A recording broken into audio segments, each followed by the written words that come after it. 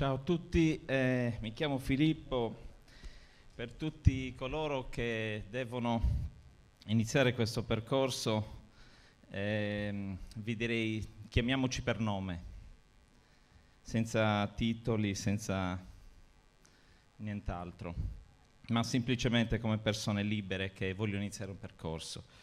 E per questo vorrei iniziare col dirvi una cosa. Io mi sono segnato 2 punti perché altrimenti non riesco a stare in 5 minuti, allora. La prima questione è di tipo personale. Io non appartengo a un percorso indipendentista, lo dico subito, anche se nella vita tutti sono all'interno di una strada, è un percorso e quindi, dato che loro hanno generosamente aperto questa casa, stiamo entrando in questa casa a vedere come si sta. E lo facciamo senza preconcetti, lo voglio dire. Anche perché credo che la parte che ci caratterizza come esseri umani è soprattutto la relazione. E a me piace la relazione soprattutto con chi ha un percorso diverso da me. Vi dico che io conosco Michela da tanto e onestamente adesso non mi spiego ancora perché mi ha dato questo compito, però io quando mi ha detto mi devo candidare, ho detto non azzardarti a chiedermi una candidatura perché sono veramente esausto di un incarico politico. Ma se vuoi sono disponibile. Guardate, gliel'ho detto dopo l'incontro di Nuoro e vi spiego anche perché. Perché secondo me la politica non si fa solamente con le idee, con le belle idee, ma si fa anche con le persone che possono incarnare quell'idea.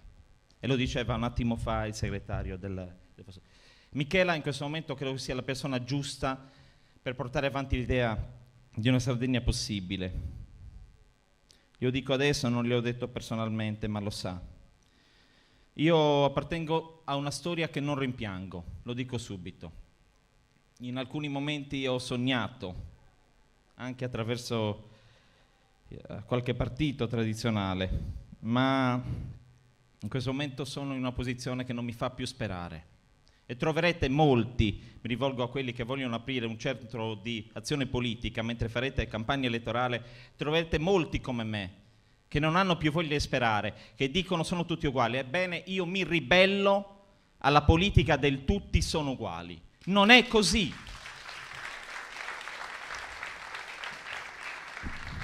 Il compito principale, primo del centro di azione politica, è quello di sognare insieme. Sperare per l'intera isola, perché la Sardegna può mettersi veramente di nuovo in moto. Io ci credo. E poi non nascondiamoci un altro fatto. Diciamocelo, questo è il momento propizio. Non esisterà un momento come questo. C'è una crisi enorme a livello di partiti. Questo è il momento giusto. Io un giorno, mentre mio figlio sarà adolescente, ora è molto piccolo, dovrò guardarlo in faccia e dire: in quel momento propizio io ci ho scommesso, io ci ho tentato, io ho provato. È quello che dovete fare, insieme a noi. E lo dico anche a costo di sembrare un attimino, come dire, presuntuoso. In questo momento non possiamo permetterci di perdere. Dobbiamo vincere e non possiamo permetterci di essere politicamente irrilevanti. Meglio, lo dico ancora meglio, la Sardegna non può permettersi di essere politicamente irrilevante.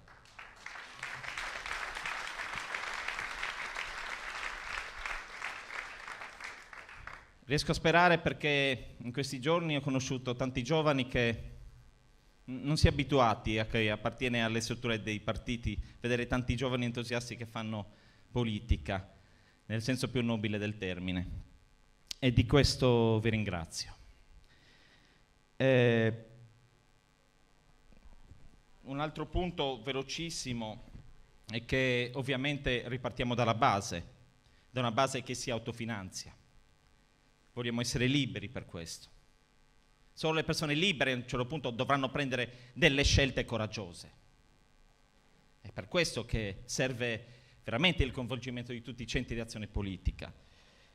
E centri di azione politica, voi avrete il compito difficile, ma non impossibile, di essere propositivi, di essere capaci di ascolto prima di tutto, di non andare a proporre verità assolute e di essere capaci di relazioni non preconcette, soprattutto su persone che hanno una situazione, come dire, personale, economica molto difficile. E soprattutto non si è vincenti se si cade nella solita vecchia politica dell'avversario da demolire.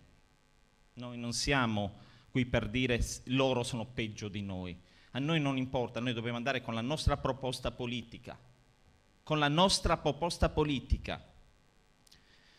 E questo, vedete, non è un segno di debolezza, anzi è un segno di forza, perché noi dobbiamo essere migliori, non differenti, noi siamo differenti ma anche organizzati, e l'ho provato in questi mesi, e anche determinati. E chiudo, credo di essere stato nei 5 minuti, spero di sì. Diffondiamo il messaggio che siamo seri e degni di fiducia. Chiediamo ai sardi il consenso per farci misurare con i problemi della nostra terra, di farci partecipare. Dipende da noi, da un gran lavoro dei volontari, spontanei e disinteressati, perché la politica dalla base si fa così, per la costruzione di un senso di appartenenza al bene del nostro popolo. Così potremo realizzare una Sardegna possibile.